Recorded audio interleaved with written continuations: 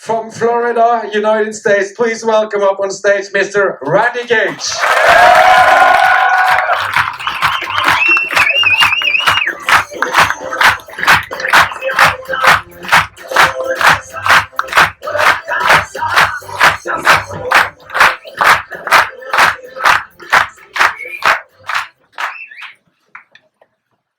So, how do dreams get paid for? Because we know how everything in the universe works. There's nothing for free. Every action has a reaction. Every effect a cause. Dreams don't just happen by magic. They don't just happen by positive thinking. Although a lot of motivational speakers would like you to think that, right? Or the people who watch The Secret every day for 5 years in a row and can't understand why their Lamborghini hasn't just driven itself up in the driveway, right? Dreams have a cost. They have a payment that we have to make. I'm shocked because I have a birthday coming up. And this birthday has made me realize that I joined this profession 39 years ago.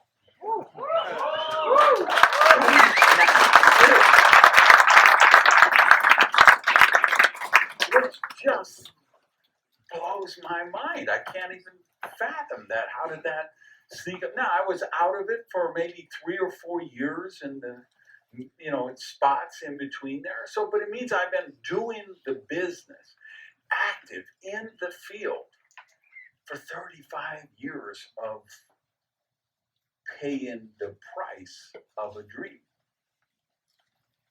And 35 years later, I'm still paying the price for future dreams. And you say, well, when do you stop paying the price? And I think the answer is never, unless you stop having dreams. Because it's like challenges. When we get a challenge and it seems so insurmountable, it seems so difficult, it seems like such a hardship, and then we overcome that challenge, and it makes us stronger. It makes us better. We learn some new skill. We develop more character, more self-discipline. We gain more wisdom, more knowledge. And so what do we get as the gift for overcoming that obstacle? We get a bigger obstacle to overcome. What is the reward when we conquer a challenge that the universe sends us? Then it sends us a bigger challenge to conquer. And we evolve and grow and seek out. And when the real breakthrough is in life, when the real breakthrough is in our profession, when the real breakthrough is in just prosperity of any kind, it's when we start to seek out those greater obstacles. We start to seek out those bigger challenges. When the universe just comes at us with this and this and this, and it knocks us down, and we get up off the floor and we say, is that all you got? Send me the next one. Right? I wrote a post on I have a group on Facebook, Direct Selling Daily. If you ought to check that out. And so today I was writing about the mental process that I went through in the business with my first big challenge, which was, when I should have, could have, would have quit the business. And it was my first home meeting. And I had, I don't remember, it was like 17 people had committed to come or 19 people, but it was one or the other, 17 or 19. Remember, this is 39 years ago. My first meeting, and I've made all these calls. And you know how many calls you have to make to get 17 people to say, yes, I'm going to come over to your house on Tuesday night at 7:30 and see whatever this mysterious thing is that you won't tell me what it is, which is how we did the business in those days, right? So do you know how many calls you have to make? You know how many people ridicule you, tell you you're an idiot, are insulted that you would even call them and suggest you would invite them to come and see such a thing. So I go through all that, but I get this 17 or this 19 who say, yeah, let's see what it's all about. Sounds interesting. Yeah, I'll be there. Yeah, count me in. Yeah, hold me a spot. And, let's just cut to the punchline because you know where I'm going with this. Nobody. Zero show up. Zero. Nobody of the whole group who promised me they were coming. Nobody comes. So if there's ever a perfect time to quit the business, that's the perfect time, I promise. There is just, you can look yourself in the mirror with confidence and say, yes, you have the right to quit. Okay? This universe is so unfair, so mean, so nasty, so evil. You have every right in the world to quit, and nobody can fault you for that. And none of your friends, and your sponsor, and your sponsor's sponsor, and your sponsor's sponsor's sponsor, none of them could challenge your decision. You say, no. I had 17 people told me they're coming. It's now 7:42 and 11 seconds. It was supposed to start at 7:30. Nobody's here. I'm done. And the only thing they could say is, okay, all right, I understand. I'm sorry. I hate to, but I didn't. That was one of those seminal moments that you have in life, where you face something and there's the fork in the road. And you have the choice. Do I go down this path? Or do I go down that path? And could have quit, would have quit, should have quit. But I didn't. You know why I didn't? This is what I was writing about on the page today, was I came to the realization that I was the most ambitious person that I knew. And instead of using that as a validation to become a victim, I used it as validation to go after my dreams. And you're going to face that choice at some point in your Zinzino career. And not once. And not twice. 10 times. You're going to face that choice 10 times. Because I believe we all have an assignment on this planet. I don't believe it's just some random happenstance. I do believe that not everybody chooses to accept it, right? There are people that they've given up on their dreams. They've given up on seeking enlightenment. They've given up on seeking wisdom. They've given up on contributing to something bigger than themselves. They either given up on, or they never had the desire, the dream to say, hey, I want, when I finally check out and go to that big opportunity meeting in the sky, that the world was just a little bit better, because I tilted the universe just 1/100th of a millimeter of an inch, because I lived. I did something. And maybe it's the garden you planted, maybe it's the child you raised, maybe it's the nonprofit that you founded, maybe it's the person that you sponsor this week into the business, and give them permission to go after their dreams again that they gave up on 2 years ago, 20 years ago. And you brought them here, and they came tonight, and they heard Orion.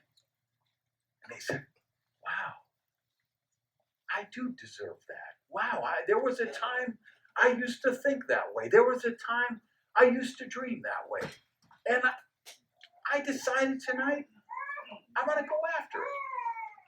And they made it. And that might be the tilt that you made in the universe.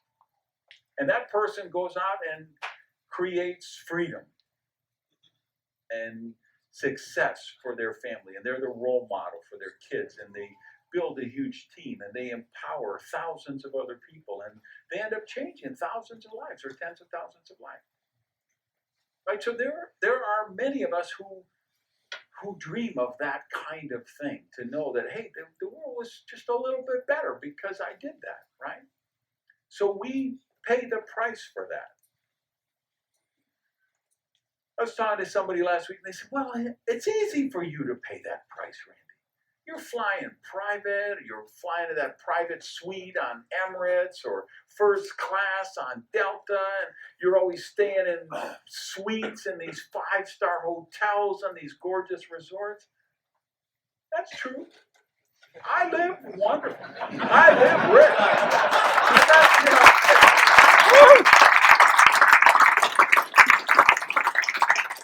I'm not going to argue with that. I do fly, first class. But do you realize I flew 1,000,000 miles in coach to get to the point where I can fly first class? I know what it is to sit in row 26 in the middle seat across from the lab. I've been there. I did that for years. I know what it is to book at the Holiday Inn, which is 20 miles away from where the event is, where there's 6 of you in the room, and 2 are sleeping on the floor, and 1 is sleeping in the bathtub. And I know what it is to go to the supermarket and buy a loaf of bread and a pack of cheese, and that's all you eat for the whole convention or the whole event is cheese sandwiches with mustard or mayonnaise, because that's all the money you have. You spent every dollar you had to buy the ticket and get to the city where the event was. And there was no room left for lunches and dinners. I've been there. That's when I say, how does the dream get paid for? That's how the dream gets paid for. And yeah, the ways in which you pay for the dream, they get, so yeah, now I can be flying first class in a beautiful cabin, right? But you get there because of all the times you flew in economy. You get there because at 1 a.m, you got your knuckles over the steering wheel and the windows open in the wintertime because you need the cold air to keep you awake, because you got to get up at 6 a.m. the next morning and go to your day job and work all day in your day job, and then finish that day job, and then go home and shower and grab something to eat, and then go do an event somewhere else where you're driving to support a line that is 3 hours away, because you believe in your dream and you believe in their dream. And you're willing to pay that price, because there's always a price. There's no dreams that come for free. Freedom is never free. Of any kind, right? Whether we're talking about the freedom of a country, the freedom of a family, the freedom of a person, it's never free. There's always a price that has to be paid. So if your dream is freedom, having the financial wherewithal to make choices, to live in the kind of home that you want to live in, to drive the kind of cars that you like to drive, to send your kids to the kind of school and college that you want them to go for, to be able to support the charities that are near and dear to your heart and do it in a meaningful way, to be able to control your destiny. Those kind of dreams, they have a price. At this point in my life, I'm psychologically unemployable. Right? There's no job that I could take, because if I worked for a boss at this point in my life, one of us is going to be dead.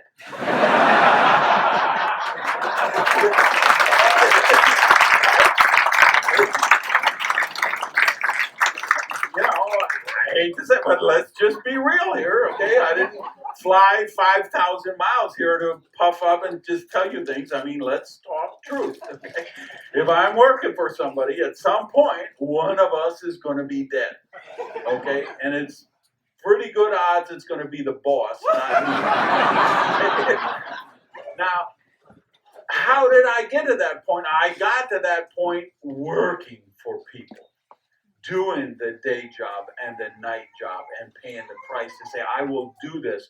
And I've worked 2 jobs, 3 jobs. I have worked day labor. I can't even begin. A lot of you know I started as a dishwasher in a pancake house, right? And I have worked construction, and I have been a busboy, and I worked day labor, where you go to the agency every day and hope that some odd job comes in and they send you out on that job. They sent me out one day on a job to a warehouse. And what happened in this warehouse, it was an office supply store chain. And they had a pallet of reams of paper, like you use in a copy machine or whatever. They had reams of them on a pallet. And somebody had backed a forklift into the pallet and knocked over like 3,000 packs of paper that all broke open and were spread all over the warehouse floor. And my job was to crawl around and pick up all that paper and put it in big garbage bags, and so they could throw it out.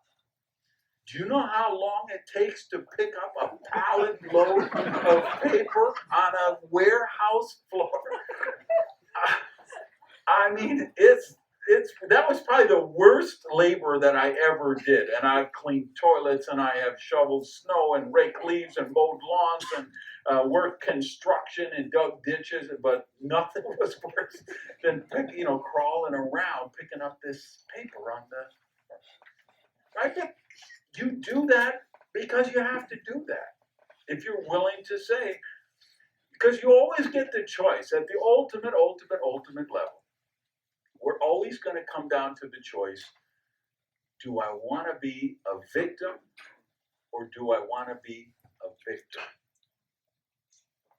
And you have to choose mindfully, because you can't be both. You cannot be both. Because if I say, listen, I gave this my best shot. I went there, I called 60 people, and 17 people promised me they're going to come. My sponsor came, and he brought the whiteboard and the markers, and I set out I had the take-home packs already, and we had the refreshments ready, and I changed everything, cleaned the house, and arranged everything for the pets, and I was there, and nobody showed up. It's not my fault. Those 17 people, they all lied to me. Right? If I want to be a victim, I have all the criteria to qualify me to be a victim, right? I can print my resume right there. Professional victim. Here's the work experience, right? And I can take that anywhere in the world and say, I am a qualified professional victim. Okay? I've been shot in a robbery, left for dead. I was in jail at 15 years old for armed robbery, right? I had a single mother, raised 3 kids by herself, literally knocking on doors, selling Avon back in the day. We didn't have money. My mother shared a room with my sister. I shared a room with my brother. The 4 of us shared one tiny little bathroom in a tiny little apartment. I have all the victim criteria. I could print the best victim resume that anybody can. So if you come and, we want to sit together and have a beer and start commiserate, oh, you think that's bad? Did I tell you about that time the power company, they cut off my lights and I had ice cream and meat in the freezer and the food all spoiled, and then I had to run extension cord to the neighbor's house, and then the landlord found out about it, and then if he has a better tragedy than I do, doesn't that piss you off? You're like, oh man, I'm going home, I'm going to manifest a tumor, or I'm going to have a meteorite land on my car. I mean, you can't have anybody out victim you, because, when you're a professional victim, you want to be the best professional victim. Y'all hear where I've come from? Has anybody ever been there? I mean, I've been there. I spent I can't tell you how many years of my life being that professional victim. And then when you make that choice and you just say, I'm not willing to be a victim anymore, that's when everything changes. And that's when you have that secret meeting and you say, I'm the most ambitious person that I know. And you use that for fuel for success instead of fodder for victimhood. Because I really was the most ambitious person I know. Because at that point, all I had known was work in restaurants, busboy, cook, dishwasher, working my way up, manager, trainee, assistant manager. And who were all my friends? They were all waiters and waitresses and cooks and bartenders, and we all smoked and we all drank and we all partied every night, and that's where we were at, right? And then I saw this business, this idea of leverage. And I understood this is the most powerful concept I've ever discovered in my life. Because I had never even known that leverage existed. I spent my whole life trading hours for currency. Because that's what you do when you're raised in the kind of environment I was. That's what my mother did. That's what her mother, her father did. What their parents did. I mean, you could trace my family back for 100 generations. Nobody had ever had leverage. Nobody had ever gone to college. We all traded hours for currency. And then some guy drew out circles on a notepad, and the one got 5, and the 5 got 25, and the 25 got 125, and the 125 was 675, and I was like, hotel, motel, Holiday Inn. I was like, yo, I have never seen anything like this, right?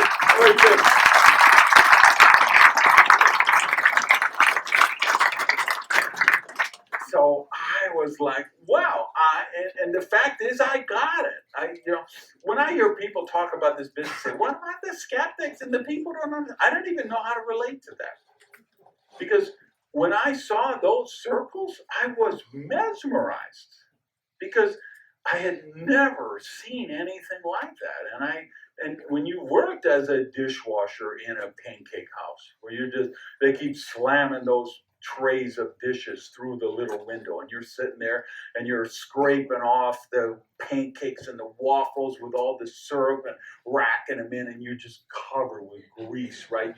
Your clothes, your skin, your hair, everything is just grease, and the coffee cups filled with cigarette butts, and you're dumping them out, you're putting them on, and fill the rack and put it in the machine, which has that 200-degree Fahrenheit steam, so every time you open the door, all that comes out, you're sweating like that, and then you're racking up the next one, and you spend that's how you spend 8 hours a day, and that's all you know is that kind of trading hours for currency, and then you discover leverage. How could you not get that? So I think a lot of people we talk to about our business, they get it when we draw those circles. And now, of course, we're showing them on PowerPoint or online or videos or whatever. But we're still, what hasn't changed from 39 years ago till this exact moment right now is that the real product we sell is leverage. Because leverage is the way that an average person like me can become a multimillionaire.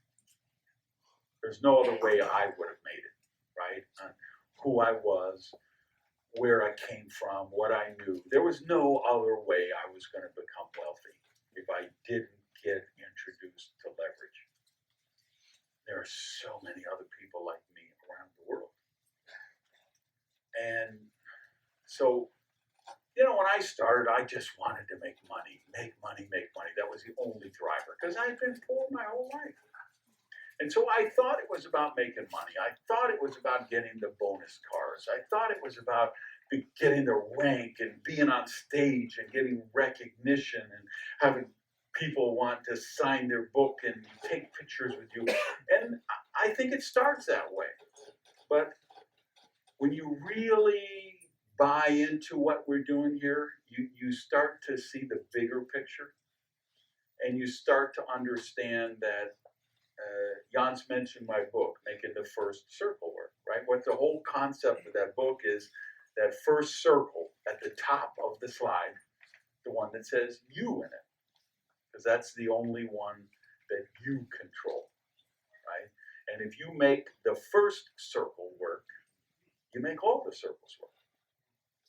And then when you realize when you make all the circles work, you're transforming lives. You're making a difference for people. So I can tell you the time I got my first Viper, my second one, my third one, my fourth one, my fifth one, my sixth one, my seventh one, my eighth one, my ninth one, because I had 9 of them. I can tell you about getting my Bentley Continental GT and my Acura NRX and my Corvette and my Aston Martin, and I don't even know how. I've had more sports cars than, because I like cars, obviously, so that's a big deal for me, right? So I thought that's what it was about, but all those cars, and I've had millions of dollars worth of exotic, gorgeous, delicious sports cars. But I'm never as excited about those as when I get someone in my team that gets their first bonus car. Their $550 a month Toyota, or their €700 a month, Chevrolet, or whatever it is, knowing that that's their first new car they've ever had. It's the first free car they ever had. And it makes such a difference for them, for their family, for their self-esteem, for their belief that they have in themselves. And you realize, wow, that's what it's really about. And I remember the first time I made $10,000 a month, $50,000 a month, $100,000 a month. I remember $127,000 a month because I was going for 125 and I hit 127 and change. Right? And to come from where I come from, to reach a level of income like that, I mean, it's mind-blowing. But it was nothing compared to the lady in Colorado that I sponsored, who was living in her friend's basement on government assistance with her 2 kids. And I taught her how to make $20,000 a month. And who she became during that process, and the example she set for her kids to go from a mother on government assistance in poverty in a friend's basement to creating true freedom and a true future for those kids. And we get the pins and we get on stage and we get the recognition, and that's cool. I have fun with that. But it's nothing like when you're standing in the back and you you got someone on your team who breaks that big rank for the first time, and you're just back there just beaming over with joy and pride and knowing that their whole world has changed because of that. Their self-esteem, their confidence, their belief, their freedom, their everything. So that's why we pay the price of those dreams. We start with those dreams for ourselves. I think that what most of us we have to go through, and then we graduate. We move to that point from success to significance. That point where we say, no, I really do want the world to be a little bit better place because I was here. And then it becomes about the dreams of your team. And if you say, well, so why is Jans Uwe still doing this after all these years? Why is Hilda and Orion doing this after all those years? It isn't because they need the money, because they need the rank, because they need the pin. They don't need any of that stuff. They're doing that for your dreams because they believe in you. They believe in you and your dreams. And they're at a point in their career now where they say, hey, if I can pay a price to help the dreams of my team in some way, whether that means getting on a plane and flying to Finland or driving 4 hours for somebody's first get together or being up at 1 at night just doing a counseling call with someone who really needs the support at that point in their career. That's what it's all about. And I just want you to think about the cost of your dream. And how does it get paid for?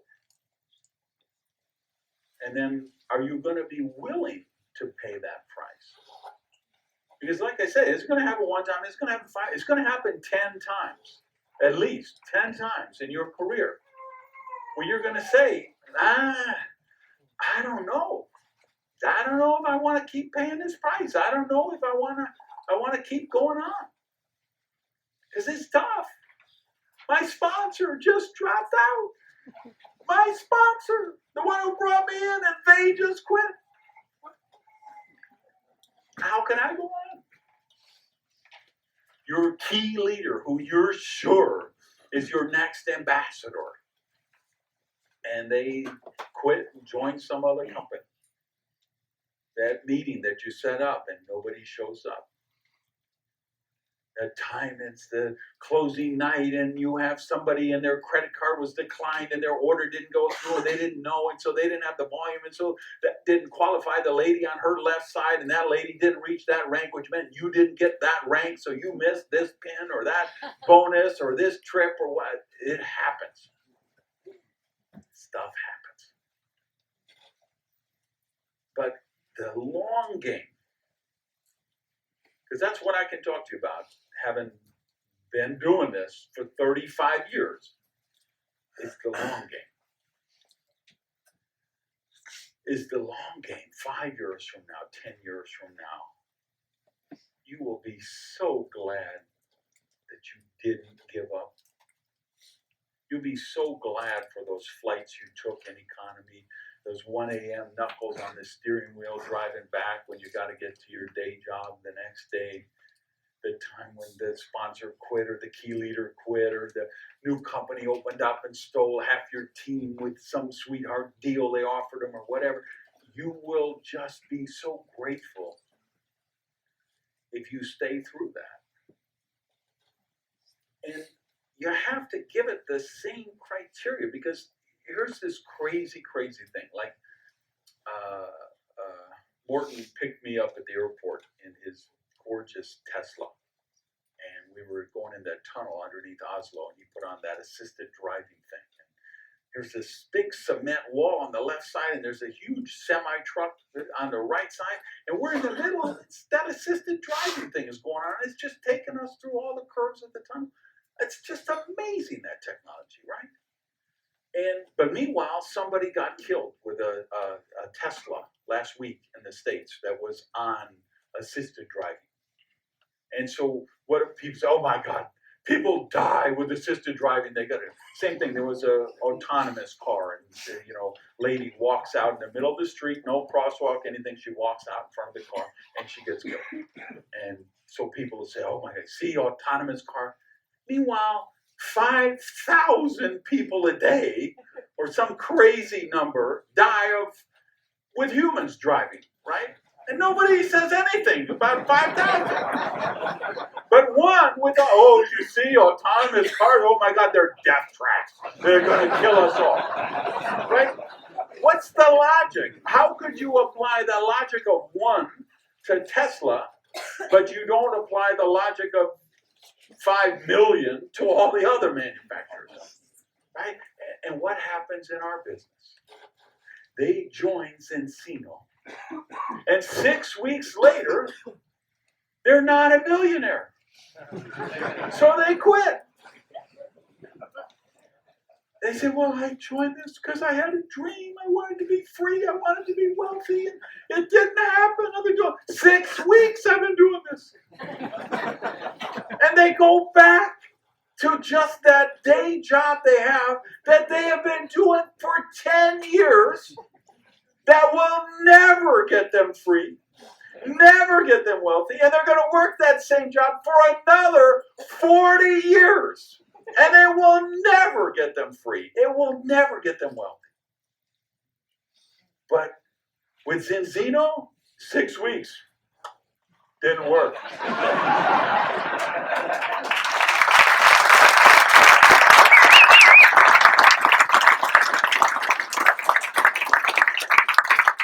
So as you think about that, I need you to take the criteria, the evaluation criteria, and let's make sure we dispense it equally with all the options. Because how many options do you really have where you start part-time with whatever it is you're doing now at a very low investment? You choose the people you work with, you pick the hours you work, you got great tax benefits, great financial incentives, travel opportunities, and unlimited income potential. And you become successful by helping other people reach success. How many other options do you have that offer that? Does working at the bank offer that? Does working at the restaurant offer that? Does working at the retail store offer that? Does owning the beauty salon offer that? Does working at the factory offer that? Does being an attorney, a doctor, a nurse, do any of those offer that? None of those offer that. So let's keep the criteria legit. So we go back to the question we began with. How does a dream get paid for? Which leads us to the most important question. Are you willing to pay that price? Peace.